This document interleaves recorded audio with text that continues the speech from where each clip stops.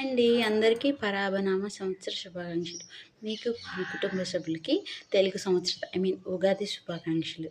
మీకు అర్థం కావాలని చాలామందికి తెలుగు సంవత్సరాదుల పేర్లు కూడా తెలీదు. ఎందుకంటే ఈ ఈ కాలంలో ఇంగ్లీష్ పద్ధతి వచ్చినాక కానీ మన పెద్దవాళ్ళకి తెలుసండి. వాళ్ళకి తెలుసు కాబట్టి ఈ సంవత్సరాన్ని పరాభవ నామ సంవత్సరం అంటారంట.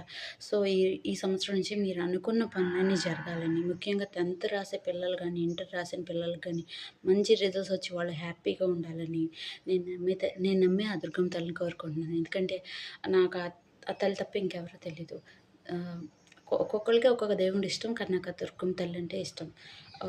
మీ అందరూ మీ మనసులో ఏం కోరుకున్నా ఇంకా ఏం కోరుకున్నా అంటే మీరేమైనా ఇల్లు కట్టుకోవాలనుకుంటున్నా, లైక్ పొలం కొనుక్కోవాలనుకుంటున్నా, లేకపోతే జీవితంలో సెటిల్ అవ్వాలి అనుకుంటున్న ప్రతి ఒక్కళ్ళకి మీరు అనుకున్నదంతా జరగాలని కోరుకుంటున్నాను.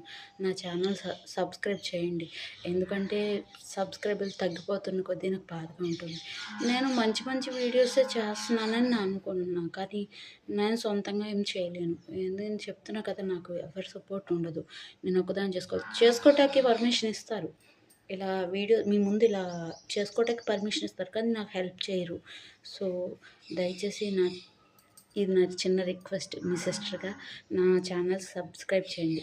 గీత్కా సై గుత్తా 6681 గుర్తుంది కదా. So, once again happy Ugadi. అందరికీ మంచి జరగాలని ఆ తల్లిని కోరుకుంటున్నాను. బాయ్ అండి.